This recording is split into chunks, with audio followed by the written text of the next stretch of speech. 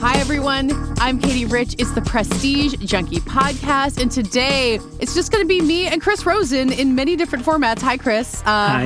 How are you doing? We got less than 2 weeks to go till the Oscars. You ready? I'm so psyched, Katie. I keep getting more excited. We have so much to talk about this time of year, and you are going to hear it in a minute. We're going to flash back to Sunday night, where Chris and I hopped on YouTube Live to discuss the actor awards immediately after they happened. There was so much to get into.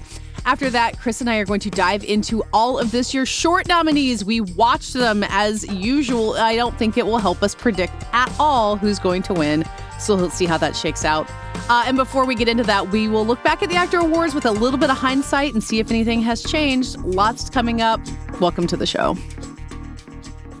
Okay, Chris, before we flash back to us last night, you'll be sitting in the exact same spot. Yes. It'll just be dark outside, and I was in a totally different room, so that's how you'll know that we've gone back to the Sunday Night Live broadcast. We didn't do this for the BAFTAs. We just jumped right into it, but I feel like you woke up Monday morning, March 2nd, and had a moment of clarity about what's going to win Best Picture. What, Sinners is going to win? I don't know. I woke up and it just feels, I think I said this last night, it just feels right that Sinners would win. It just feels like at the end of the night, it's going to be Best Picture Sinners. That is what, it seems like that's what the industry really wants, regardless of the stats, regardless of everything that one battle wins. And I don't know, we said it's the middle of Oscar voting. This happened, the SAG Awards. It's not always a great predictor. I think it's basically 50-50, the ensemble. I think it's 15 of 30 have won Best Picture. So you're talking literally 50% chance. So it's not a great stat. But man, the room was so, the enthusiasm. I watched those clips again. The vibe shift. Oh my God. When Michael B. Jordan won Best Actor, the response in the room was like they won the World Series. You know what I mean? It was it was crazy. People were thrilled. And then when Sinners won, Samuel L. Jackson announcing it again, thrilled. And it just feels like Parasite. It feels like Coda. It feels like Everything Everywhere. Mm-hmm. I don't know. So I'm what if Sinners wins? I don't know if I'm going fully on board with that. And we're going to do our full predictions next week. But I was thinking about this sense of a late surge, this idea that you win the SAG Award and you kind of feel things coalescing around you. And when that doesn't lead to a win, because, all those examples we're citing, they go there. Something like Oppenheimer was just kind of marching along the entire time. I mean, Nora sort of had that with PGA and DGA, but of course, Conclave won the SAG Award. So maybe that's a perfect example of that. I was also thinking about Three Billboards, which felt like it was kind of neck and neck with The Shape of Water until the end. And then The Shape of Water kind of won it out in the end. But it made me think about that idea of clinching at the last minute and how often it really does get you the result that we're talking about. The other thing is a lot of this, we were slacking about this before, and it is an ineffable vibe. It's hard to it's hard to know, when we see, we're saying enthusiasm and stuff, it is like you said, Three Billboards, a late surge, but then still Shape of Water wins, right? Or Hidden Figures winning over Moonlight, right? Or, you know what I mean? Yeah. La La Land not even nominated. It's you kind of can't put a finger on it, but it just feels different. I'm thinking even in the individual acting races, we saw last year, Demi Moore won at SAG, and then Mikey Madison still won the Oscar, right? Mm-hmm. And Lily Gladstone wins at SAG, and then Emma Stone still wins the Oscar. Timothy Chalamet wins at SAG. Timothy Chalamet wins at SAG, and Adrian Brody still wins the Oscar. And it's when those SAG wins happened, it was oh, maybe this is a momentum shift, or maybe it's just hey, it's SAG being this is SAG. This is what SAG wants, yeah. And it's hard to tell until in hindsight, right? But I'm this right now does feel it's pretty... the what is it, the election needle, right, is really going towards Sinners. And probably Michael B. Jordan. I know last night, you'll hear, I'm still thinking Wagner Moura. Yeah, you're moving off Wagner Moura compared to last night. I just think if Sinners, I just kept going back to, and certainly Sinners can win more other places as an acting award, but I just think if it's win competitive for Best Picture and it can win Best Picture, to me that means it has to win an acting award, and then maybe it's Michael B. Jordan. I guess I always go back to, they're going to, in these tight categories, go with the movie that is most beloved. And while Leo is in this category, he doesn't seem to be win competitive for whatever reason. And then that would be Michael B. Jordan for Sinners over Wagner Moura for Secret Agent, which I think is loved. And Wagner Moura, we've talked about, has been so overwhelmingly everywhere. Yeah. But Maybe it is Michael B. Jordan. I don't know. It's crazy. Maybe we'll land in a place where you're in the Wagner and Michael B. Jordan thing, and I'm in the Delroy Lindo and Sean Penn thing, and those are our bugaboos. I was going to, again, we're going to hear us talk about this, but I sent you the stat for this morning. Pretty good. It says 92% of SAG/BAFTA winners get the Oscar.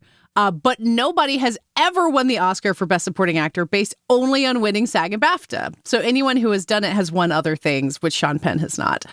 I don't know if that means anything, but I just put it out there. I would say this, again, we talk about vibes versus stats and all these stats, and you could come up with a million different stats and talk yourself into a million different things. And certainly my arguments are all over the place, as you know.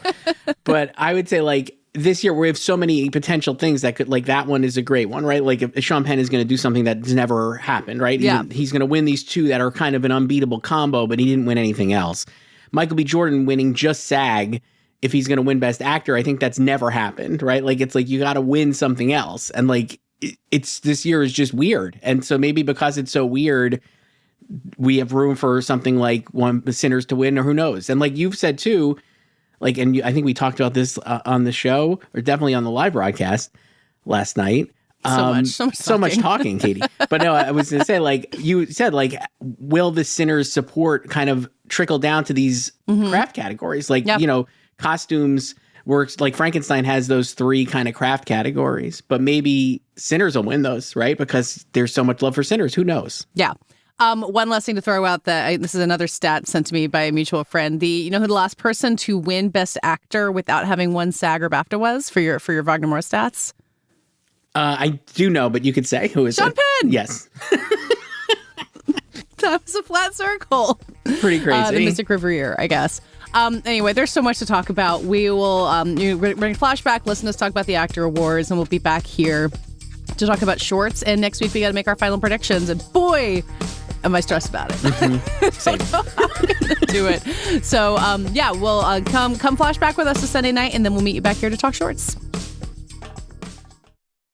Okay, so we're going to talk about the Actor Awards. We did it, Katie. Chris, we just watched the whole show. We just watched the whole show. If you missed that means you're not subscribed to Prestige Junkie After Party. You're not getting weekly bonus podcast episodes and award show watch-alongs, and you weren't there to watch me and Chris freak out a few times about some surprising winners.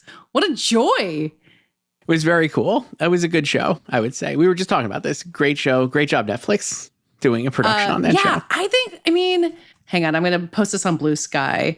So I'm just going to do this at the same time. I just feel like there's production value things about award shows that we take for granted. And then when you see them go wrong, you're kind of like, oh, how does anybody pull this off? And then Netflix just really manages to do well with these things. The Memoria montage was really good. Kristen Bell's ping pong thing, I had my questions about it, I thought was good. I know they kind of jumped into the choir singing and Miles Kate, and we were like, I don't know about this, but that turned out really well.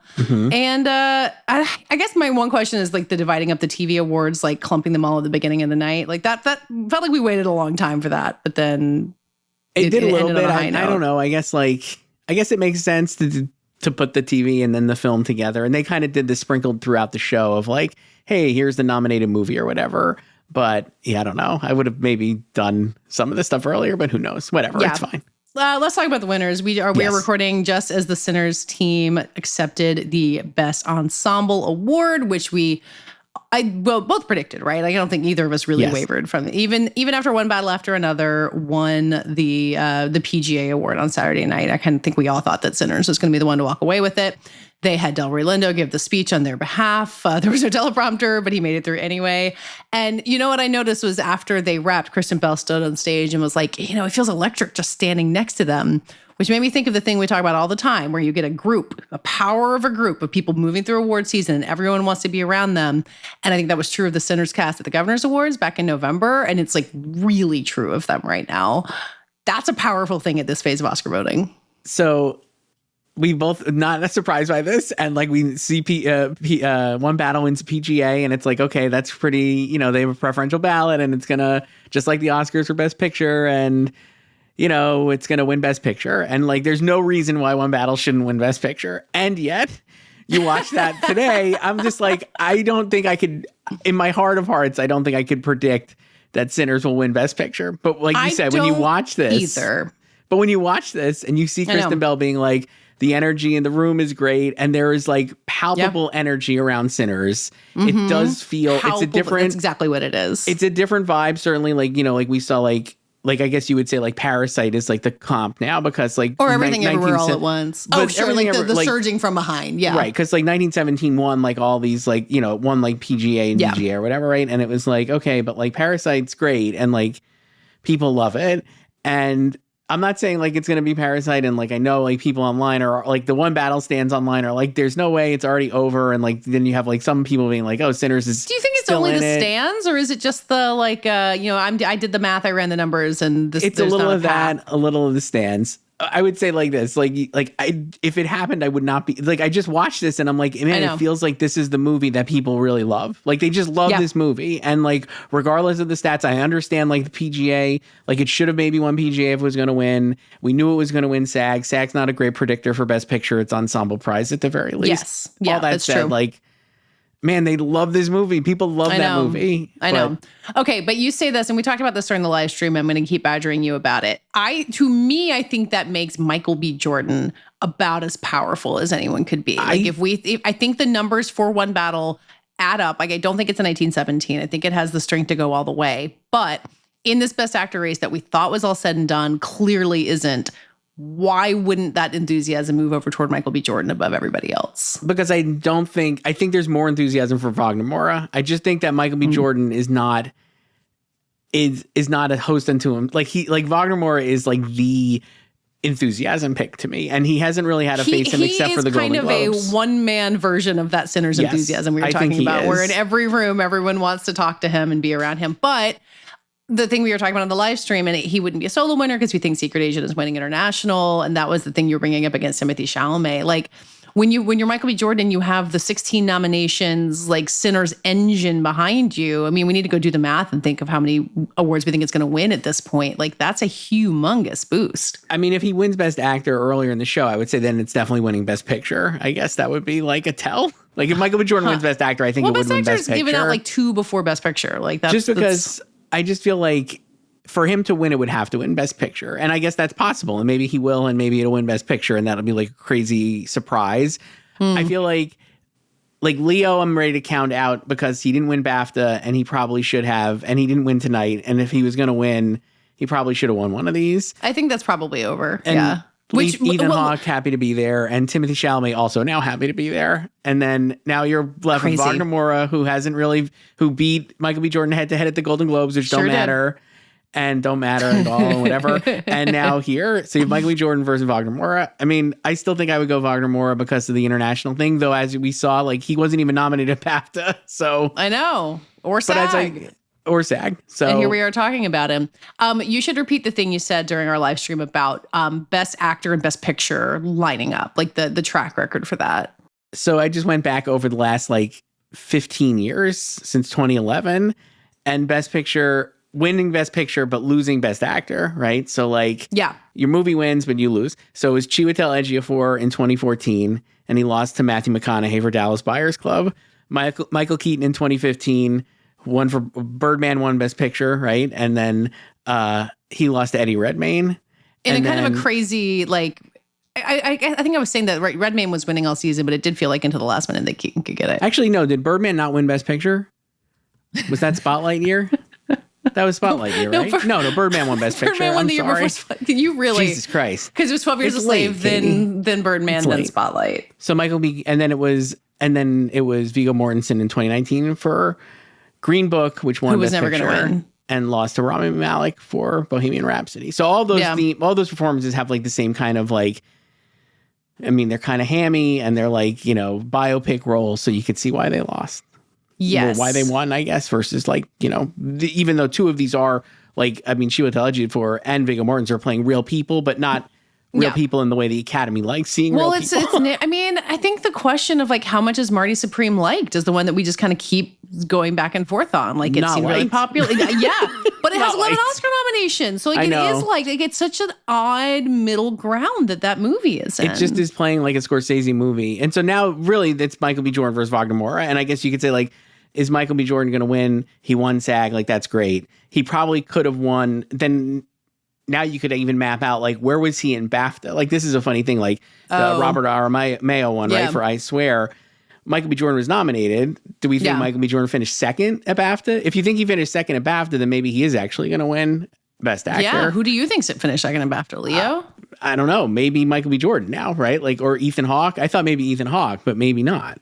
Yeah. Maybe it is Michael B. Jordan. I've said this many times. I feel like I can talk myself into 5 different outcomes in Best Actor, depending on the day, except Chalamet's not going to win it. That's so crazy to me that's no true. No matter what, well, I think Wagner Moura maybe wins. Michael B. Jordan, either one of those would be awesome winners. Like, it would be great to have either one of them have an Oscar. If Michael B. Jordan's going to win Best Actor, though, I do really think that Sinners maybe would win Best Picture. I just think that, like... But would it also be a good reflection? I mean, we thought Sinners and One Battle might split director and picture fairly recently. I mean, I guess it still could, but like, would Michael B. Jordan winning actor also kind of be that version of that split? You know, maybe. And I mean, I think it is like I said, like there's no reason why One Battle wouldn't win Best Picture and like all these things. And then you watch this shit and I'm just like, man, they love that movie. They love Sinners. They obviously love One Battle, but they love Sinners. Well, so let's talk about how obviously they love One Battle, that Sean Penn is now just like cruising to a Best Supporting Actor win. Although, I realize that I keep bringing up Delroy Lindo. Do it. It's like, it's not entirely a bit, but I understand that I'm pushing a boulder uphill. But like, did you watch him speaking on behalf of the cast of Sinners and think, oh, okay, this is still a race? And so here's the other thing. Delroy Lindo hasn't been nominated anywhere. So what I'm saying about Wagner Moura, you could say the same thing about Delroy Lindo. Like Sean Penn has been winning. Wagner Moura has the Globe.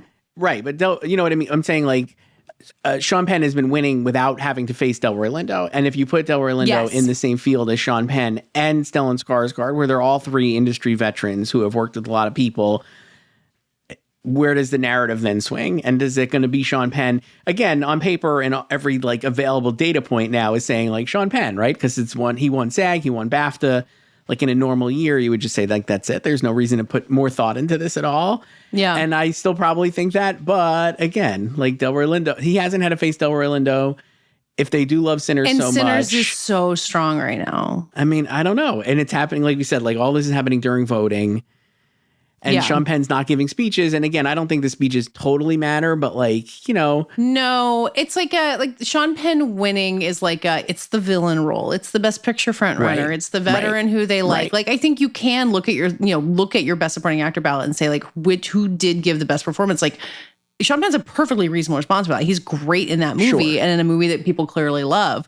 But if you're going to give the vibes more weight, which like sometimes the vibes have more weight and sometimes they don't, and this is why we're always making this up and trying to figure out what matters, the vibes are not there for Sean Penn. Like we saw him smoking indoors at the Golden Globes, then he has been completely MIA for the rest of awards season. I mean, the one reason why I think you could say like, again, like you'd say this a lot, like, or how much are we just trying to find reasons to come up with like beyond the obvious, right? Like we've talked about this for weeks and now we're finally towards the end. And what are we going to do? That said, like this year, especially just because of how kind of diffuse the precursors were and how the international, there were so many, like SAG, obviously, none of the international movies were here at SAG, right? Like Sentimental Value, obviously, and Secret crazy, Agent. like just a fuck up on SAG's part, right? Completely like, crazy, they just can't do that. And like BAFTA missing Wagner Moura, and I think that was also because it hadn't even come out. I don't think in like granted in the UK. I'm like, you know, eventually like you got to figure they're going to show these movies to the people who are voting. That said, no one ever knows when the movies come out. The movie's not even out there until like recently. So I'm like, you could like come up with reasons. All that said, like the Oscar field that we have outside of like Best Actress, which is pretty stable, right? We just skipped Best Actress entirely. We can talk about it later. But I'm like, all of these other ones, they're all like, none of these fields really were together in any place, right? Like basically. Yeah. So we have no idea. I think. So then you have no idea how they will compete. Like we know that Sean Penn can beat Benicio and Jacob Elordi because he's beaten them at every other time. And we know we don't know if he can. We don't know if he could beat Delroy Lindo. We saw him beat Stellan Skarsgård, but maybe who won the Golden Globe? It was Stellan. Stellan won the Globe? Stellan won the Globe, right? Yeah. I just want to throw out a comment from EDM saying Stellan and Delroy have the veteran vote splits. Then Del Toro and Penn split the vote. And then Jacob Elordi pulls a Marissa Tomei. I mean, that could really, that's crazy. But Thank you for putting the comment up there, I don't think, I don't think that would happen, but at the same time, like, They didn't think Marissa Tomei was going to win that Oscar either. And like Best Actor, like we know that Timothée Chalamet now can't win, basically, because he hasn't beaten these people that he really should have. We know crazy. Leo hasn't beaten some of these people, and Michael B. Jordan didn't beat Robert Aramayo, but he did beat all these other people. But he still hasn't beaten Wagner Moura. I don't know. I'm like, you could go a million different ways with this. Yeah. A lot of times in the end, like I feel like when you're trying to, in these closed categories, the rationale would be, I'm going to pick the movie that I think they like the most. And this year, I don't know what that, like, is it One Battle or is it Sinners? They seemingly love both of these movies. It's one or the other. Yeah. And so, like, I don't know. It's just so funny how on nomination day, we were like, wow, they love Cinema and Value. Wow, they loved Marty Supreme. Like, all these nomination totals were so huge. But then, like, it really just comes down to the same two movies that it's been down to since September. Yeah, I mean, like, we're going to see, you could go through and all of a sudden it's like One Battle is going to win at least, like, it could win editing, right? This was another one this weekend before the PGA Awards. Did you see the Ace Eddie Awards? Yeah. So Sinners One did Battle not win. won. No, Sinners won also. They both won because they do comedy and drama. On a costume. There was some category where Sinners didn't win. Costume, but they were, so Ace Eddie, it was presumably One Battle again running as a comedy, which they ran it throughout the season as like a comedy, and then Sinners as a drama. And it was like, oh, F1 is going to win because like F1 maybe could win the Oscar or whatever. And it was like Sinners won. And like, while I'm not going to put too much stock into that guild giving it to Sinners, clearly it has so much support all over the Academy, right? Editing's really going to be interesting to watch. But it really is just those two movies. And so then in the end, like, yeah, like who's going to win? I mean, if it's the actor, if you're going to say the actor's going to push it over the top, then maybe Sinners does win because we know the actors love it. It's like the biggest cast. And again, they like the actors clearly are in love with this movie. Well, that's why I wonder something about what you were saying about Frankenstein at some point when we were talking about like the 3 Oscars it's going to win. I'm like, I don't know if it doesn't lose several of those to Sinners at this point. I mean, it could, right? It could. What if Sinners starts winning those? Then yeah, maybe it does. Yeah, if Sinners wins like production design, if it wins costume, like that would be. If Sean Penn's going to get a 3rd Oscar, we may as well also have Ruth Carter get a 3rd Oscar. Like, can we just make that trade? I mean, that would be crazy. And then we're left with like supporting actress. Then too, you're wondering like so. At SAG Awards tonight, Amy Madigan won. Awesome win. Love Amy Madigan. What a great win. I said this in the live stream, like I moderated that SAG Q&A for her. And again, I keep saying I try not to like infer too much from being in these rooms of, I mean, in this case, it was like 50 or 60 people, but people were just hyped for Amy Madigan. And that movie's a hit. And SAG, we assume, is this populous group of like 170,000 people. Like that all added up. I expected it, but was just as thrilled by it when it actually happened. I'm not saying like, you know, like in these categories too, who knows again, but I'm like, you would say like maybe Wunmi Mosaku or Tiana Taylor could probably still win for One Battle if One Battle is so beloved, even though she hasn't won. I think those have to be your two, right? But what if it's Amy Madigan? Again, like Amy Madigan is a lone nominee, so it seems like unlikely that she would win. And that said, like you're saying, like people love her and they like are responding to her. And maybe that's just in the room and maybe it's like too local and there's 20% of the Academy, 25% of the Academy is international and maybe they don't care as much about that kind of like pomp and circumstance or like being in the room. But I do think like it kind of matters a little bit in terms of like you'll vote for somebody you like. I remember he was never going to not win, but like Robert Downey Jr., when he won, I remember reading one of the anonymous Oscar ballots that like THR published or whatever. And the guy in the ballot was like, Robert Downey Jr. shook my hand. And like, that was it. Like, that's all it took really. Yeah, he was never not going to win. But like the idea being like, if you show that you're like humble and gracious and you do want this and you're kind of connecting with voters on that level, then you probably get their vote, right? In the end, it's just a popularity contest. You could argue all these performances are great. Otherwise, they wouldn't have been nominated. So then it's like, who do you like? I'm going back through. Sorry, finish what you're saying. No, I'm just saying, like, I don't know. Like, maybe Amy Madigan, like, people love it. Her speech was awesome. If the speeches count for anything, hers was great. I'm like, why wouldn't she win? But maybe she won't. I'm going back through because we were talking about the low nomination thing. And like, you know, if you are strong enough, you'll carry coattails with you in these lead categories, which I think is totally true. And I don't think is as true in supporting historically. I mean, Kieran Culkin was not the only nomination for A Real Pain, but he was always going to be that film's only win. You know, there are more like Best Picture nominees than not in these last like round of supporting winners, like Holdovers, Everything Everywhere All at Once, Minari.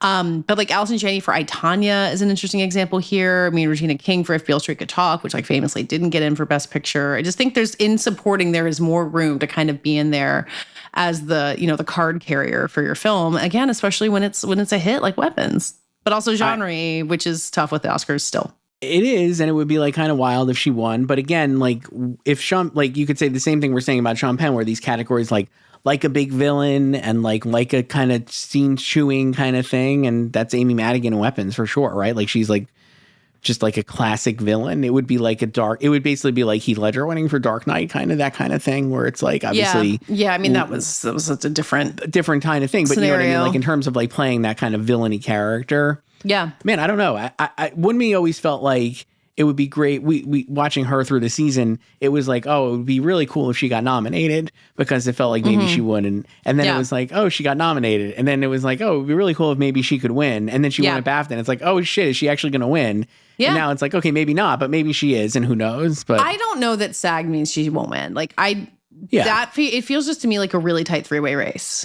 It does. As opposed to supporting actor, where it feels like Sean Penn, given lack of other evidence, but there is potential for surprise. I mean, Sean Penn, in my mind, really the only person who could, it's crazy not to, you know, again, like not to do the bit, but like the only person who he has not beaten is Delroy Lindo. That doesn't mean he won't also beat Delroy Lindo, but like Delroy Lindo and really Wagner Moura are just this fascinating pair of wild cards. Like, and the same with Michael B. Jordan. Like the only person he hasn't beaten is Wagner Moura. So like, is he gonna? Yeah. So like, would he could beat him certainly, but we don't know, and we'll find out. Obviously, we wouldn't know until the Oscars. Then is he going to have enough to beat him? And you could say he wasn't strong enough to get nominated in all these places.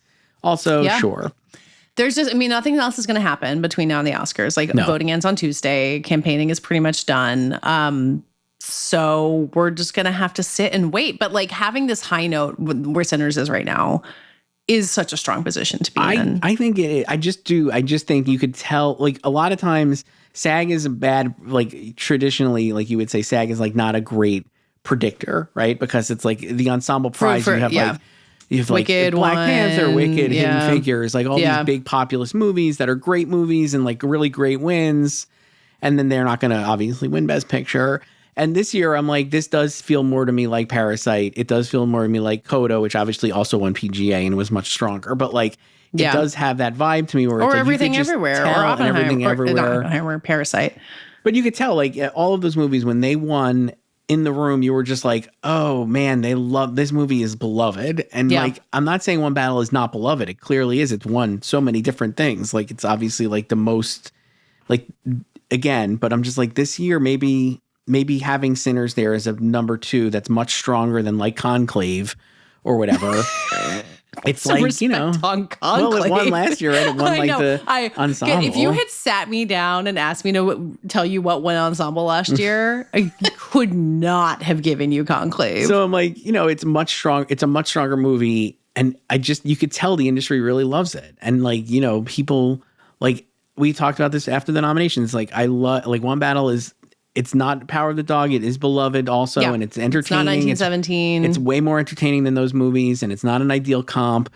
But it's like still like people are like, you know what I really loved is Sinners. Like people love Sinners. They're just loving it, and they're coming on really strong. I don't know. I don't think we'll know even until whoever's giving out Best Picture this year. Who's this year's going to do it this year? I have no idea. Are they gonna have it be Samuel L. Jackson again, just for you know, the enthusiasm coming out of it? I still think it would have been so funny if he had reacted that excitedly about Hamnet and the person handing it out. I mean, I don't Viola think we're Davis gonna know. also handing out Best Actor. Like I gotta go back. I can't remember. She said something like, "They're shining the light on you," or something like that. And again, we knew the minute she started that it wasn't Timothée Chalamet that she was going to be saying that for. This is fun, it's exciting. Chris, it's really exciting. Right? I think it's really exciting because I don't think we're going to know until we get to the end. I just don't think you will. What is the craft win that would tip it? Because I think One Battle could lose a lot of craft categories. We wouldn't worry about it. I think One Battle is probably going to beat Sinners in cinematography, and I think it's probably going to beat F1 and Sinners in editing. So I think it's going to have those two. But if, like you said, like Ruth Carter, why not win a third Oscar? You know, when we were even for going in for Black Panther, when she won her second Oscar, right? For Black Panther Wakanda Forever, right? Wasn't that her second one? That felt like she was not going to win, maybe, because like, man, nobody cared about the movie. No. I mean, like maybe it was going to win, but like, the movie was not hugely successful. Was not. And like, she still won. So like, who do we think she was going right. to lose to? I don't remember. Like, maybe we didn't think she was going to lose, but I just remember thinking like, obviously that movie was pretty weak overall. Yeah. And she still won. And so it was like, okay, like, let's see, what was that, 23? Was that Elvis's year? Yes. Yeah, Elvis, famous winner of 0 Oscars. Right. So that was where I was like, oh, Elvis could win this, right? Because like, why not? And it was like, oh no, it's just going to be Ruth Carter again because like they don't care about Elvis and they love Ruth Carter. Mrs. Harris Goes to Paris was the 5th costume nominated that year. Couldn't have told you that until I went on Wikipedia. So if she does win there, like that's a great sign. I do think if Michael B. Jordan wins, that would be a really great sign that it could win Best Picture. Just because I think it would be kind of crazy for it to not win. Like all those people are talking about who lost Best Actor, right? For their movies that won Best Picture. It's like they were never like they didn't lose to the other Best Picture winner. You know what I mean? Like it's like they're like so like, you know, 12 Dallas Buyers Club didn't win Best Picture and Theory of Everything didn't win Best Picture and neither did. So I'm like, these are like they were never gonna. So I'm just like, I don't know, how is Michael B. Jordan gonna win and then lose one battle? Like it doesn't really make a lot of sense. But stranger things have happened. The fact that it's down to these two movies just feels so correct to me. Like. Like the Barbie and Oppenheimer year, like it was really Oppenheimer and Poor Things, you know, like Barbie didn't really go head to head, but like Sinners and One Battle, like in so many ways were the two movies of 2025. And I'm just, as much as I want them to spread the wealth more, it feels correct that those are the two that are going to go head to head. I just feel like if you want, like sometimes you just watch this and you're just like, what's it going to feel right at the end? The Oscars have definitely made tons of mistakes, right? Like so many. And like if One Battle wins, it's going to be like great. But like you could see here, like what's going to feel right at the end of the night? And to me, it would be Sinners winning. Honestly, like if they are like Best Picture Sinners, you could just the enthusiasm and the response in the room would be like, fuck yeah, we did it. Like this is the right call. And you imagine this right PTA wins director. Right. Like I do picture. think like it would be a complete, we've said this for months, but it would be a complete shock if PTA didn't win director, and they're going to split the screenplays between those two movies. And then we'll see like who wins Best Picture. I do think the momentum is like, again, One Battle keeps winning everything, but like Sinners winning here was really good. And like the speech was great. And like he's like Kristen Bell talking about their electricity. I was like, man, what if it wins? I'm going to throw out a comment from EDM in here too, arguing, what if Sinners is Gladiator? It's picture and actor winner. It's the populist movie. And then One Battle is Traffic. It wins director, screenplay, editing, and supporting actor for Benicio del Toro. I mean, that'd be perfect. I could see that happening for sure. There is a logic to that. I mean, the Gladiator, the Traffic thing was tricky because Soderbergh was nominated against himself with Aaron Brockovich. So that was a weird example, but I don't hate that comp at all. It would be great. I just think that would make a lot of sense. It really would. And like Michael B. Jordan winning like in a divided Best Actor year, and maybe Wagner Moura doesn't win because like nobody's seen the movie or whatever, right? Like that kind of thing. And like he's a default winner basically, which would be awesome. And that's great. I do think that there's a very good chance that happens. Yeah. Do you have anything to say about the TV awards before we wrap this up? I realized I kind of threw it to the end. Well, they started with the TV. We could end with it. It made us want to watch the studio again. We were glad to see Catherine O'Hara win. Seth Rogen did an amazing job speaking.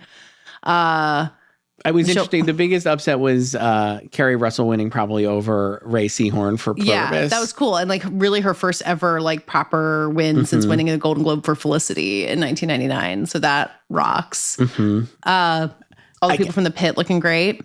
It was great. It's hard, these SAG awards, like with the TV awards, it's like they're just going to kind of like, so the studio just swept everything, right? It won the 3 awards, and then the pit won 2 out of 3, and it didn't even have a third. It wasn't even eligible in lead actress, so that's fine. And then, Adolescence didn't sweep as much as it has been known to. No, just Owen Cooper won. Yeah. And then Michelle Williams won, obviously, in the lead actress. I guess it's fine. We'll have plenty of time to talk about TV, Katie. And I would say, like, having looked at the lists, I'm just like, not the greatest. Are you bummed about TV and movies for this year? You got to find something that you're excited about. I mean, there's stuff I like. I'm always excited, but I'm just like, this year's shows. I mean, I'm still psyched on The Pit and stuff, but there's no like, I guess in terms of like comedy, it feels soft because there's no studio. And we're assuming like The Bear is kind of like faded away. I gotta watch like Abbott, the Tracy Morgan, Daniel Radcliffe show. I too have to watch that. I'm sure we would like it. Yeah. So we're gonna do our podcast this week is gonna be this, and we're gonna talk about the shorts, which we're not part of the SAG Awards. Excited to talk about the shorts, and then next week we'll do our final predictions. Wow.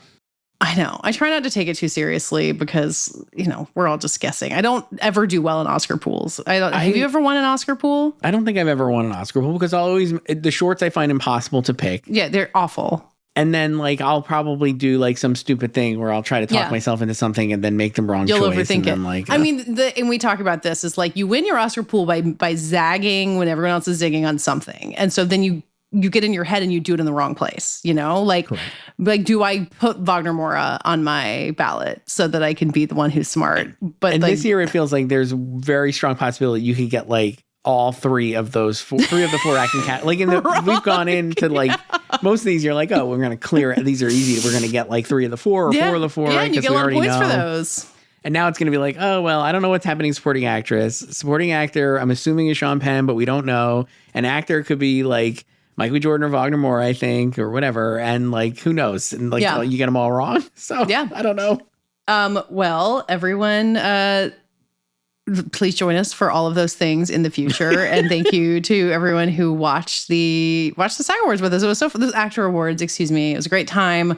Recapping them with you is always a delight. I'm very tired. I don't know. I'm not hot and late at night. This is not my strong suit. I've had I agree. I would be falling asleep if it wasn't for this, but I can't wait to go to bed and wake up dreaming. It's so hard to go to bed after award shows. I go to bed so hyped up.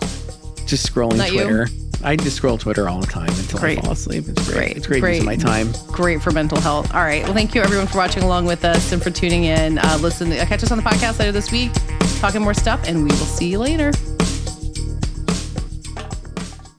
So, Chris, here we are now to talk about all of the short film nominees. And this is, I forget that we weren't podcasting together this Oscar season last year. How did you handle the shorts in your previous life? Have you always watched all of them, or am I forcing you into this? I've actually never watched all of them. Wow. So this is the first time I've done this. Because I'll tell you what, like many Oscar voters, I'm assuming, they also don't watch a lot of these. So I think they're just kind of going on vibes. And I think they're going on like what they're reading. And so it was interesting this year. And I never do well in the shorts. I don't know about you. No. Always bomb because I'm never sure what they're going to pick. Watching them never helps.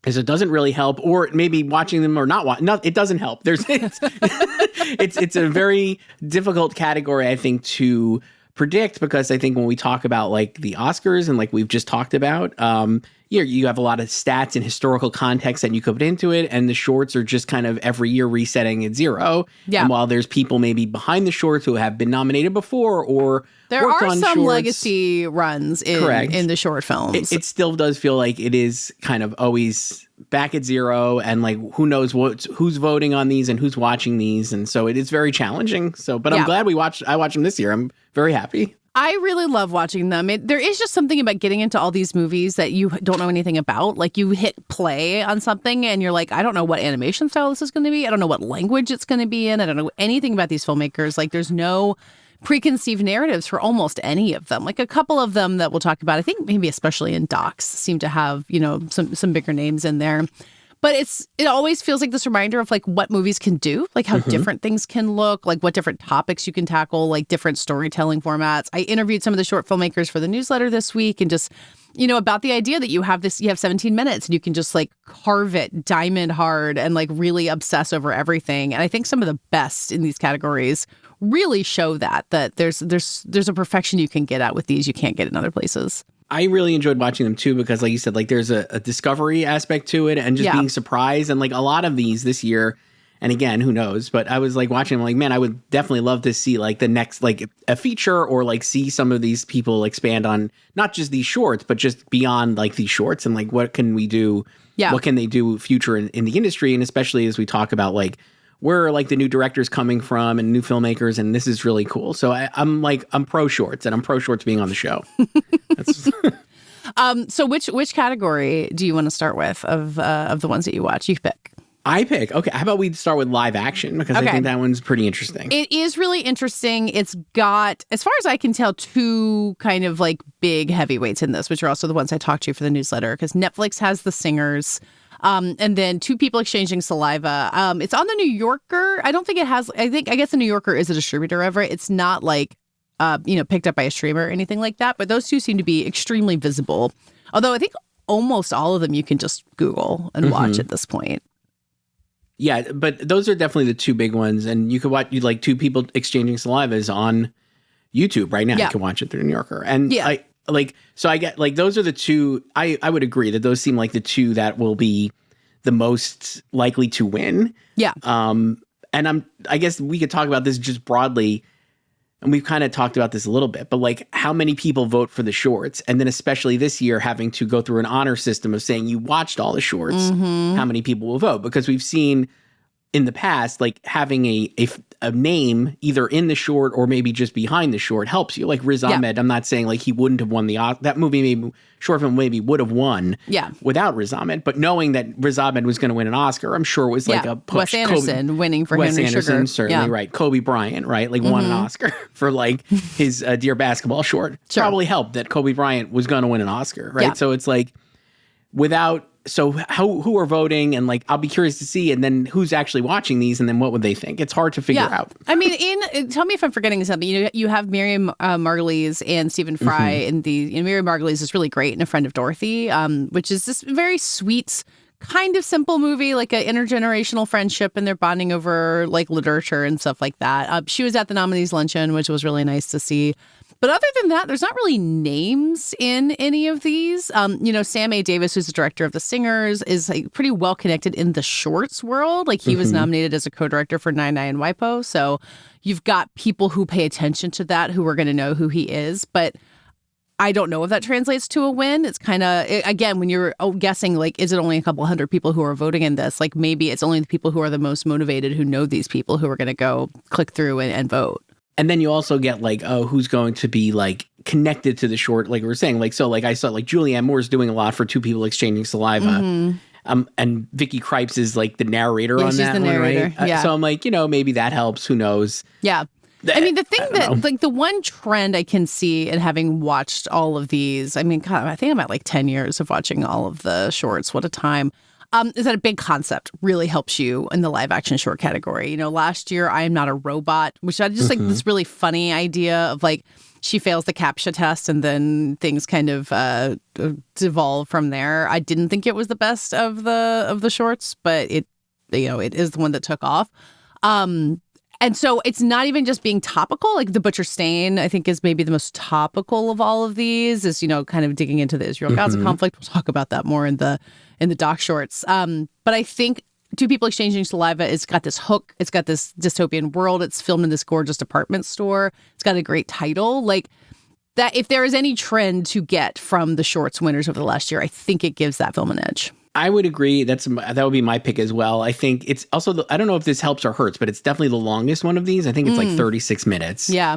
And I watching the short, I was just like, oh, did Yorgos Lanthimos must love this, or like they love Yorgos, like it's the most Yorgos Lanthimos but it's coded. Also kind of a little Carol coded, yes. A lesbian relationship in a beautiful department store. And I do think, like, again, because it's so different, I think I agree. I was like, I think if you're, I guess, again, hard to know who's voting for these and watching these, but I guess if you're motivated to watch all of these, I think you would be the type of person or a voter who is like excited about seeing something different and playing with the form.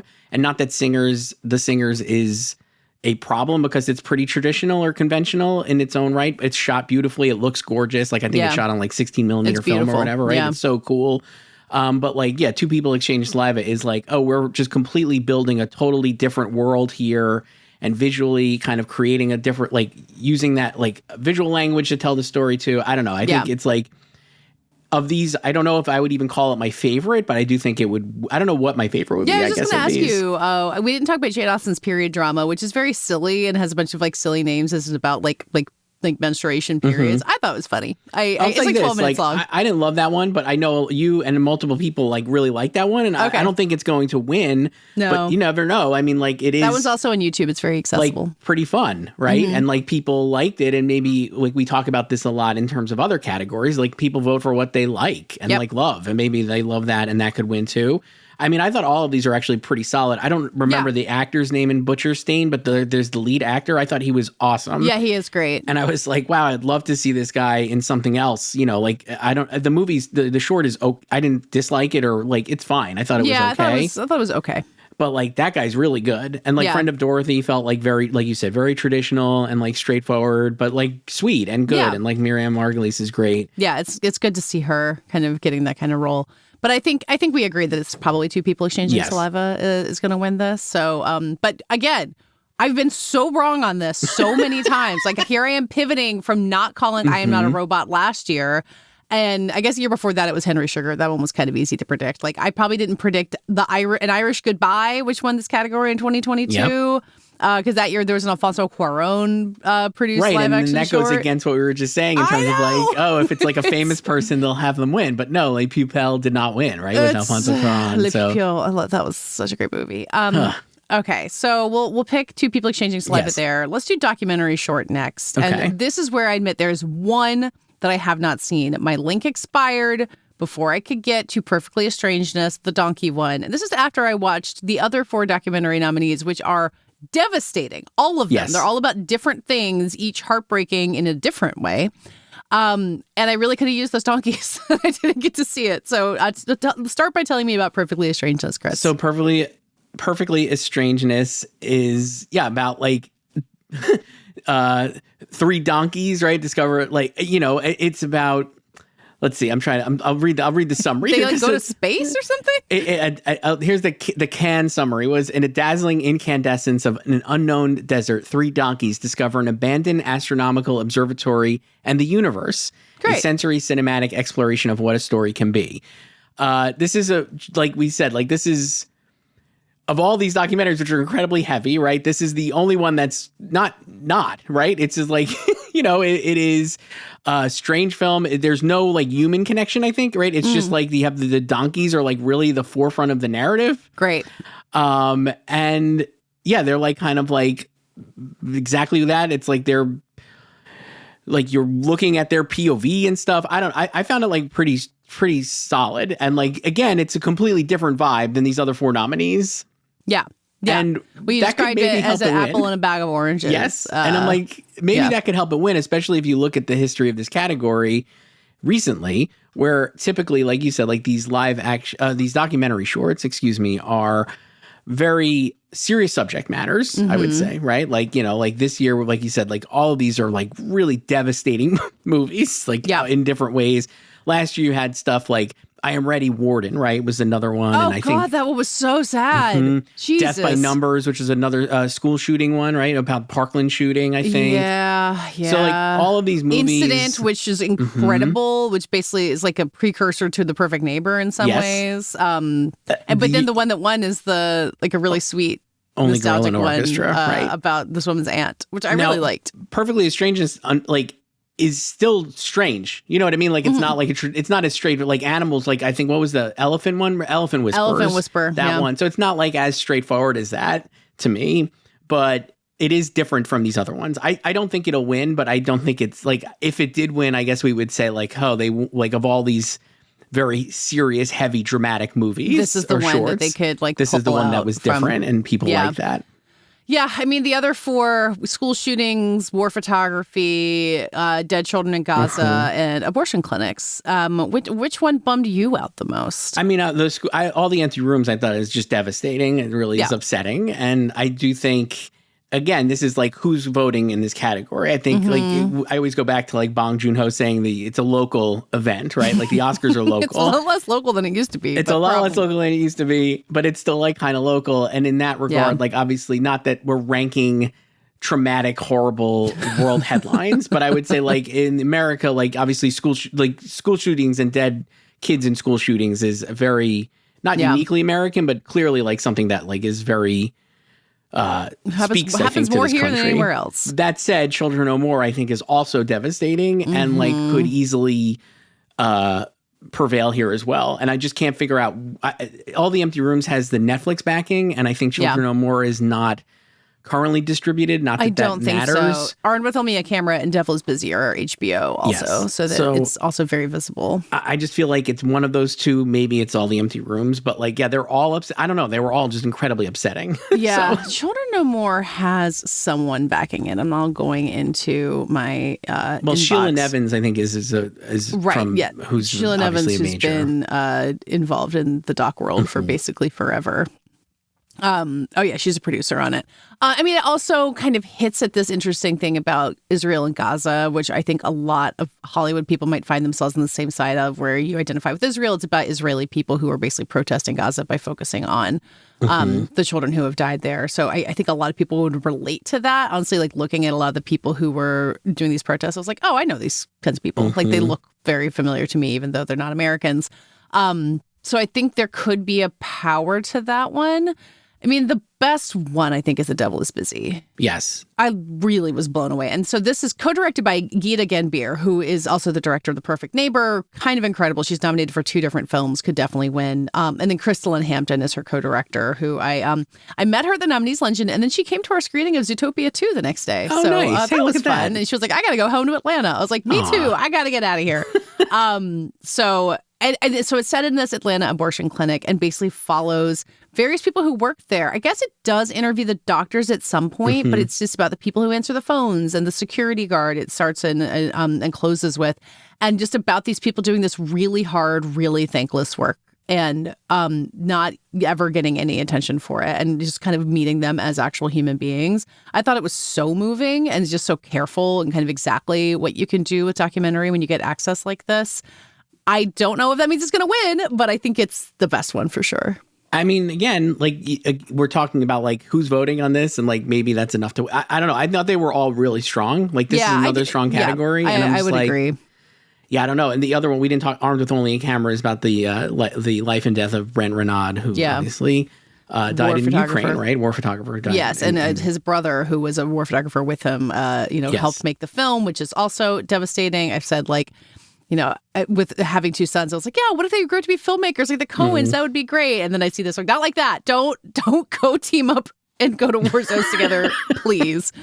And yeah, they've been doing a lot of events for that. That's, in terms of campaigns for these docs, I think All the Empty Rooms probably has like the most going on for it. It's got the Netflix backing. They did an exhibit for it. It's got this connection to 60 Minutes, which is, obviously in an interesting place. It kind of started off as a project that Steve Hartman was doing for 60 Minutes. The CBS Evening News? It's CBS Evening News. Oh, okay, excuse me. So anyway, CBS is in an interesting place right now in terms of the news. I don't know if that helps it have an edge there. And I think it's also very good. It's this, moving effort to kind of find a new angle on something that we feel like we've discussed to death, kind of like The Devil is Busy in that way. And looking at, again, the recent history of this category, like big, easily identifiable emotions go a long way in this category. And I think All the Empty Rooms is the closest to getting in that direction. And I think 4 of the last 10 are Netflix movies as well. Wow. And again, like it's like tough because like they'll come in late, right? Or whatever. Like, you know what I mean? Like with like, but they acquired the singers like less than a week before the nominations. Right. But I'm like, I just think All the Empty Rooms probably has the edge. But if any of these won, honestly, I guess I wouldn't be that shocked. And if they're all in their own way talking about something like, I don't know, like even like Perfectly Strangers obviously is not as topical as these other 4, but I do think there's, you could see like, oh, what do we want to say with this win? Like that kind of thing too. I don't know. But I do think All the Empty Rooms, but if like children, I wonder if Children No More can win.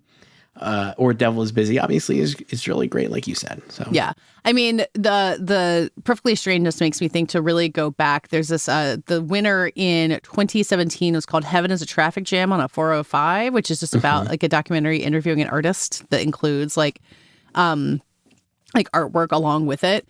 And it was so strange. It was so unlike any of the other like big topical docs that were in the running, and it won. So your apple and a bag of oranges metaphor may get you a long way. Maybe.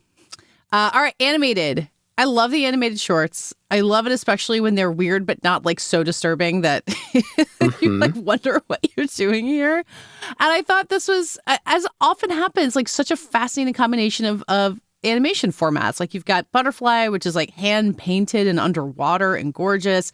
Forever Green looks a little bit more Pixar-y. It's more traditional. Girl Who Cried Pearls is puppets. And then Retirement Plan and Three Sisters have this like super simplistic kind of traditional animation format to it. And again, I don't know that there was really a bad movie in this bunch either.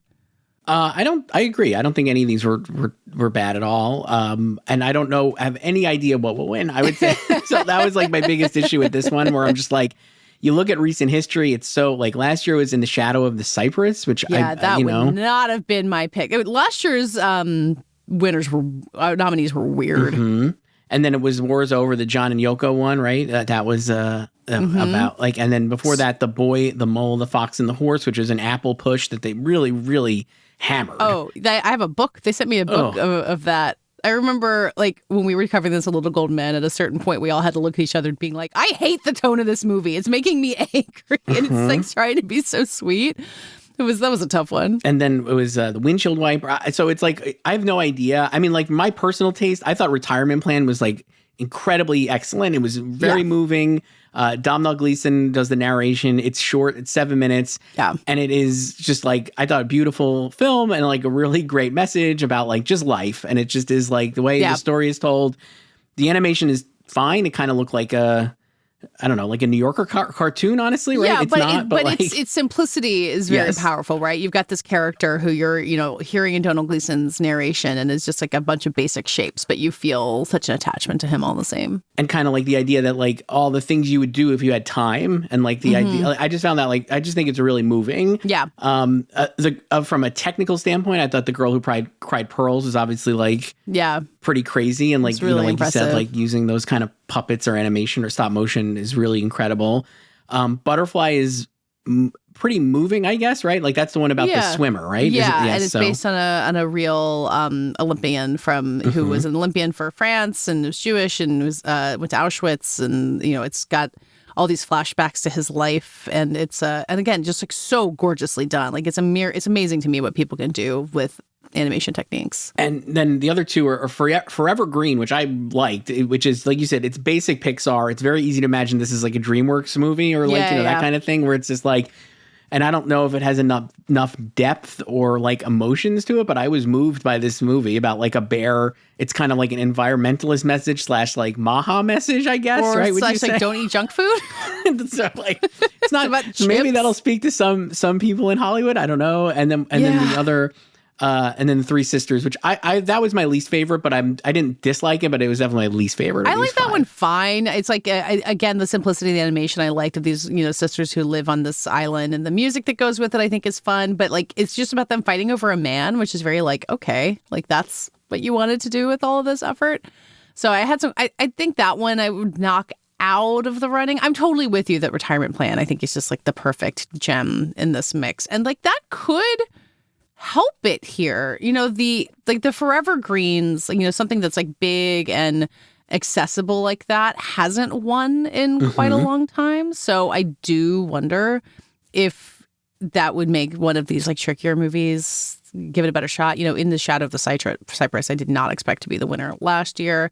But is it not already enough? I don't know. I don't know how to predict this category. If it's not already enough, I think then The Girl Who Cried Pearls may be over Butterfly, I would argue. Oh, see, I would think maybe it's Butterfly, because it's so, if you want just like huge achievement, that's right. It. I mean, either of those I think are really clearly like The Girl Who Cried Pearls. It's silly to like kind of compare. What was the there was a short animated movie that was nominated. What was it called? That was like a grown-up animated movie in recent years. You remember what this was? With the snail, maybe? Or what was it? My Life as a Snail? No. Hang on. It's people are probably shouting. Memoir of a Snail. Memoir of a Snail. You got it. You were so close. Year. That was, yes, it was. Wow, that was last year. That was last year. But so it kind of reminded me of that, I guess, a little bit in visuals, even though it's really not the same thing. No, I see what you mean. I mean, it's like sad kids dealing with things that's too big for them. We'll see what could win here. And again, like this one, And if you look at the past history, I don't know. I don't feel like there's a lot of... I'm not sure I've predicted this correctly in like 10 years. I would need to go back. It's really tough. It just is a tough one to predict because anytime they seem like when you think they're going to zig, they zag, and like they don't always go like we were saying, like with the Doc shorts, you kind of see sometimes where it's like, oh, they're going to pick the uplifting one or the big emotions one. And like, this is you're not seeing that here. And I don't know. So I guess I'll go with retirement plan. Why I'm not go with retirement Why plan. not go with my heart if don't have any idea what's going to happen otherwise? This is where people's Oscar ballots fall apart, where you're like, your pool. You're going to win and lose it on the shorts, and I am sorry that I cannot guide you any better toward victory. I think if you pick retirement plan, I do think the message is nice, and I was trying to think of like the Academy is still largely like older like men, probably, right? And like I think they would speak to them if they're watching this also. You know, the old cliche of like who would vote for like international feature when you had to go see all these things in person, it would be like retirees who live in Los Angeles who don't have a lot else going on. So if by the same logic, like the people who are going to take the time to watch the shorts, I don't think this is universally true, but like what resonates most with those people is a decent rubric to do the shorts with. I don't know, man. I think this is great. I feel like it's interesting that we're kind of on the same page with all of these. We had not talked about this. No. But I wonder if then that's a consensus. Like, you know what I mean? Like, are we typical of like... If we come together and get to that, then maybe that's true for everybody. And then maybe that's true for everybody. So we're predicting retirement plan for animated, All the Empty Rooms for documentary short, and Two People Exchanging Saliva for live action short. That sounds right to me. All right, great. I'm glad we got that settled. Everyone, please make your own choices in your Oscar ballot. We are not to be held responsible for you losing your Oscar pool. We're only so powerful. That does it for today's episode. As always, Prestige Junkie After Party is where you can find more bonus episodes every Friday. Me and Chris watching award shows together. We'll be going live before the Oscars on that Sunday at some point. We're still figuring it out. We'd love for you to join us. Go to prestigejunkie.afterparty.substack.com to subscribe. In the meantime, this podcast is edited by Brett Fox and produced by Brett Fox and me. Our theme music is by Dave Gonzalez. Thank you, as always, forever to my co-host, Chris Rosen. Subscribe to the Prestige Junkie newsletter at theankler.com and subscribe to this podcast on Apple, Spotify, YouTube, or anywhere else you get your podcasts. We'll see you next week.